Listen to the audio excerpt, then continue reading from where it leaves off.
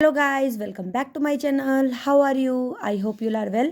So before starting my video, I would like to thank to all who have subscribed my channel and also shared with your friends. So let us start with today topic. तो आज मेरे पास है ये worksheet है, ये compacta का part है, ये मॉड्यूल 5 है। इसमें वर्ब की फॉर्म्स की बहुत अच्छी वर्कशीट दी है, तो मुझे लगा चलो मैं आपके साथ शेयर करती हूँ। So let us start.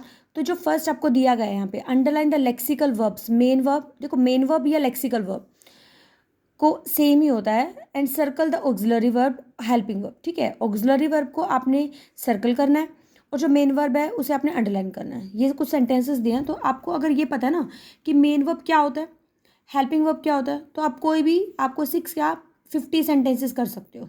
ठीक है, तो मेन वर्ब क्या होता है, जैसे मैं आपको एग्जाम्पल में ही बताती हूँ। जैसे फर्स्ट है his dad is a doctor, his dad is a doctor. तो इज़ क्या है, जितनी भी इज़, एम, आर, वोज, वर होते हैं ना, हैज़, ये हेल्पिंग वर्ब्स होते हैं। मेन वर्ब जैसे आपने याद किया ना, गेट है, गो है, कम है, ठीक है, ये मेन वर्ब्स होती हैं। तो जैसे इसमें आपने क्या करना है, अब जो हेल्पिंग वर्ब उसको सर्कल करना था ना, तो सर्कल किया हुआ already. I like western movie. अब इसमें लाइक क्या है, लाइक क्या है, इसमें मेन वर्ब है। ठीक है, कोई हेल्पिंग वर्ब नहीं, मेन वर्ब क्या है इसमें, लाइक। इज रीडिंग, तो is, dad is reading a newspaper, is क्या हो जाएगा यहाँ पे, हेल्पिंग वर्ब हो जाएगा आपका। एलन डांसेस वेल, अब डांसेस वेल का डांसेस क्या हो गया यहाँ पे, मेन वर्ब हो गया। ठीक है, do you play hockey, play यहाँ पे क्या है, मेन वर्ब है आपका। The police are investigating the case, यहाँ पे आर क्या हो जाएगा आपका, हेल्पिंग वर्ब हो जाएगा। मतलब आपने इज, एम, आर, वोज, वर जो भी आपको दिख जाए, हैज़, वो अपने मतलब ऑक्सिलरी वर्ब आपको पहचान लेने हैं। इसके अलावा जो वर्ड है, वर्ब है, वो क्या हो जाएगा आपका, मेन वर्ब हो जाएगा। ठीक है, तो इस तरीके से ये इस कॉन्सेप्ट पे, इस पे आपकी एक्सरसाइज हो जाएगी।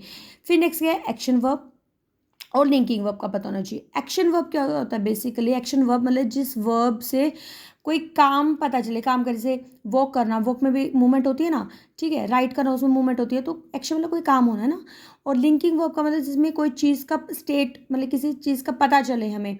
लाइक एग्जाम्पल से समझते हैं, I painted this wall, paint मतलब पेंट करो तो आपको कोई काम होगा, मूवमेंट होगी, तो पेंटेड क्या हो जाएगा आपका, एक्शन वर्ब हो जाएगा। यू लुक स्मार्ट टुडे, अब यहाँ पे लुक क्या है, लुक तो सिर्फ दिखना एक स्टेट और कंडीशन होगी ना, इसमें कोई काम तो नहीं हो रहा, तो लुक यहाँ पे क्या हो गया आपका, लिंकिंग वर्ब हो गया है। मोम left early in the morning, left मतलब चले गई, तो मोम चले गई, यहाँ पे मूवमेंट हुई होगी ना, तो यहाँ पे लेफ्ट क्या हो गया आपका, एक्शन वर्ब हो गया। It is very peaceful here, is यहाँ पे क्या होगा बच्चे, लिंकिंग वर्ब हो गया आपका। नेक्स्ट है I open the door slowly, open करना, ओपन में भी एक्शन है, तो ओपन क्या हो जाएगा आपका, एक्शन वर्ब हो जाएगा। फिर नेक्स्ट आपका क्या कॉन्सेप्ट दे रखा है, ट्रांजिटिव वर्ब का और इंट्रांजिटिव वर्ब का। बहुत इंपॉर्टेंट कॉन्सेप्ट है अभी, ट्रांजिटिव और इंट्रांजिटिव, बच्चे बहुत कंफ्यूज हो जाते हैं। तो लेट मी क्लियर यू कि ट्रांजिटिव वर्ब में क्या होता है कि जब सब्जेक्ट वर्ब प्लस ऑब्जेक्ट हो, ठीक है, I repeat, subject verb plus object है। और इंट्रांजिटिव में क्या होता है, सब्जेक्ट वर्ब प्लस कुछ ना कुछ एडजेक्टिव एडवर्ब जान के बच्चों को कंफ्यूज करने के लिए दे देते हैं, ताकि बच्चे उसे ऑब्जेक्ट समझ के उसको ट्रांजिटिव कर दें। ठीक है, put the books on the table, अब यहाँ पे पुट द बुक, बुक क्या है यहाँ पे आपका ऑब्जेक्ट, और पुट वर्ब हो गया। ठीक है, तो और टेबल पे है, तो यहाँ पे क्या आ जाएगा, ट्रांजिटिव वर्ब हो जाएगा।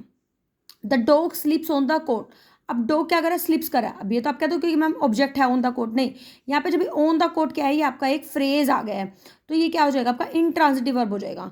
ठीक है, the dog slips on the coat. फिर क्या है, द कैंडल बर्न्स ब्राइटली, यहाँ पे भी क्या है, कैंडल बर्न कर रही है, लेकिन बर्न की खासियत है, ब्राइटली ऑब्जेक्ट नहीं है, तो यहाँ भी क्या है, इंट्रांजिटिव वर्ब है। अब little squirrel hoped about in the garden, अभी देखो बिल्कुल क्लियर, लिटिल स्क्विरल क्या कर रही है, लिटिल स्क्विरल क्या कर रही है, होप्ड कर रही है ना, तो अबाउट इन द गार्डन, तो ये आपका क्या हो जाएगा, ट्रांजिटिव वर्ब हो जाएगा। लिटिल स्क्विरल का पता चला कि होप्ड कर रही है, क्लियर। फिर क्या है आपका, आई शैल ब्रिंग माई कैमरा, इसमें ना नहीं, मुझे ना ये लग रहा है कि ना गलती से गुड़िया ने गलत कर दिया यहाँ पे ना, द लिटिल स्क्विरल होप्ड, क्योंकि देखो इसमें भी तो है ना, द डॉग स्लीप से काम है, नहीं, अबाउट इन द गार्डन है, नहीं, यही भी आपका इंट्रांजिटिव वर्ब होगा, यहाँ पे आई और लिख देते हैं, नहीं सॉरी, इंट्रांजिटिव। अगले में देखते हो, देखो अगले से क्लियर हो जाएगा, ट्रांजिटिव वर्ब का जो एग्जांपल दे रखा है, I shall bring my camera to the trip, ये बिल्कुल करेक्ट है ट्रांजिटिव वर्ब का। जैसे मैं ये बता रही हूँ ना, आपको सब्जेक्ट है, वर्ब है, फिर ऑब्जेक्ट भी है, तो ट्रांजिटिव वर्ब है। अब यहाँ पे देखो, द लिटिल स्क्विरल होप्ड, फिर उसके ये सब्जेक्ट हो गया, वर्ब होगा, उसके बाद कोई ऑब्जेक्ट तो नहीं है ना, ये तो फ्रेज आ गया, तो इसलिए क्या इंट्रांजिटिव है ये। क्लियर। अब आई शैल ब्रिंग माई कैमरा, अभी बिल्कुल क्लियर है कि क्या लेकर आया, कैमरा लेकर, ऑब्जेक्ट है तो ये क्या है, ट्रांजिटिव वर्ब है। The old man slept peacefully, old man सोया है, कैसे सोया, पीसफुली सोया, तो ये इंट्रांजिटिव में आ जाएगा। Birds fly in the sky, ये भी इंट्रांजिटिव है कि बर्ड्स है, फ्लाई है, ठीक है, सब्जेक्ट और वर्ब से और फ्रेज से काम चल गया तो इंट्रांजिटिव है। वी टुक शेल्टर, अब हमने क्या लिया, शेल्टर लिया, पता चला ना कि हमने क्या लिया, तो ये क्या हो जाएगा, ट्रांजिटिव वर्ब हो जाएगा। Carpenter is making a table, अब कारपेंटर क्या कर रहा है, टेबल बना रहा है, पता चला अभी कारपेंटर क्या बना रहा है। अगर ये यहाँ पे होता कारपेंटर इज मेकिंग, कुछ भी ना होता, ठीक है, तो क्लियर ना होता, तो फिर अब यहाँ पे क्या है, कारपेंटर क्या अपना पता चल रहा है कि सब्जेक्ट भी है, वर्ब भी, ऑब्जेक्ट भी है, तो ट्रांजिटिव वर्ब है।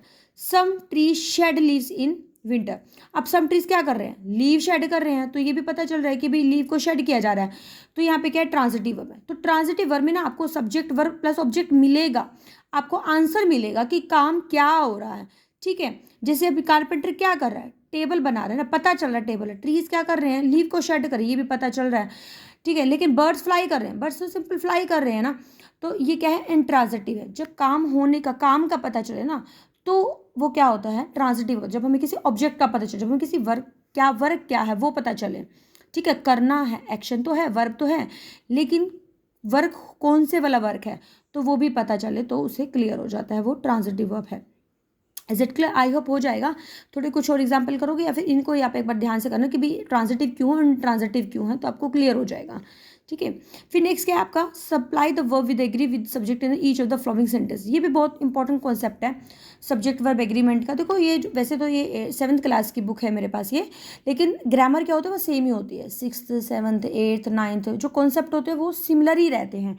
ग्रामर मतलब ये नहीं है कि भाई 7th में है तो ये कॉन्सेप्ट 10th में कुछ अलग से हो जाएगा। सब्जेक्ट वर्ब एग्रीमेंट का टॉपिक है ये, ऑलमोस्ट सब क्लास, ज़्यादातर क्लासेस में जो CBSE स्कूल में तो 5th में भी करवा देते हैं चैप्टर, थोड़े से छोटे लेवल पे, तो जैसे चीज़ें ऐड ऑन होती रहती है, तो बहुत अच्छा टॉपिक है वाला भी।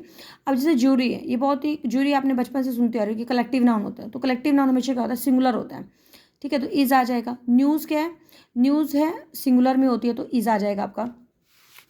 नेक्स्ट क्या आपका, एवरी प्रोडक्ट, ईच एवरी अगर आपको दिख जाए ना, बस आपने इज एम आर लगाना होता है, इज आ जाएगा। 100 पैसा, 100 पैसा, पैसा भी सिंगुलर होता है तो इज आ जाएगा। इंडिया हमारी कंट्री की बात है, इज आ जाएगा। मच, मच भी सिंगुलर होता है, हैज़ आ जाएगा। ईदर नीदर ये वर्ड ना, ये भी सिंगुलर होते हैं, तो आई के साथ वोज आ जाएगा, वाटर के साथ ई, जो भी और के बाद जो वर्ड होता है ना उसके अकॉर्डिंग लगा देते हैं हम। फिर टीचर है, टीचर के साथ जो भी वर्ड ऐड है ना, तो उससे इसके साथ जो एडिशन में जो चीज़ है उससे आगे जो सब्जेक्ट है तो उसके अकॉर्डिंग लगता है, तो क्या लग जाएगा आपका, इस लग जाएगा। फिर मैनी, मैनी हमेशा ना सिंगुलर होता है, तो सिंगुलर के साथ क्या लगता है, हमेशा हैज़। देखो ये ना याद करने होते हैं कि ईच है, एवरी है, मैनी ए है, ठीक है, मच है, ये हमेशा सिंगुलर होते हैं। तो इन सिंगुलर है तो दैट मीन्स तो आपका सिंगुलर, इज एम आर में तो इज ही सिंगुलर होता है, हैज़ में हैज़ सिंगुलर होता है, वोज वर में वो सिंगुलर होता है। फिर नेक्स्ट आपका क्या आता है, फाइनेंट और नॉन फाइनेंट वाला कॉन्सेप्ट दे रखा है आपको। फाइनेंट वर्ब में क्या है कि फाइनेंट वर्ब में आपने क्या देखना है कि जो वर्ब सब्जेक्ट के अकॉर्डिंगली चेंज हो जाती है। जैसे मैं बोलूँ आई राइट अ लेटर, अब राइट है, आई हो के साथ राइट आ गया, लेकिन मैं आपको बोलूँ राहुल राइट करता है, तो राहुल राइट नहीं होगा, राहुल राइट्स होगा, तो मतलब राइट ना सब्जेक्ट के अकॉर्डिंग चेंज हो रहा है। लेकिन जो वर्ब सब्जेक्ट के अकॉर्डिंग चेंज नहीं हो रही है तो वो क्या होती है, नॉन फाइनेंट होती है। अच्छा बिल्कुल सिंपल मैं बता देती हूँ, जिस वर्ब के साथ टू लगो ना तो उसको तो बस आप ना नॉन फाइनेंट समझ लो, और उसके साथ टू नहीं है तो फाइनेंट वर्ब कर लो, बिल्कुल सिंपल सा है।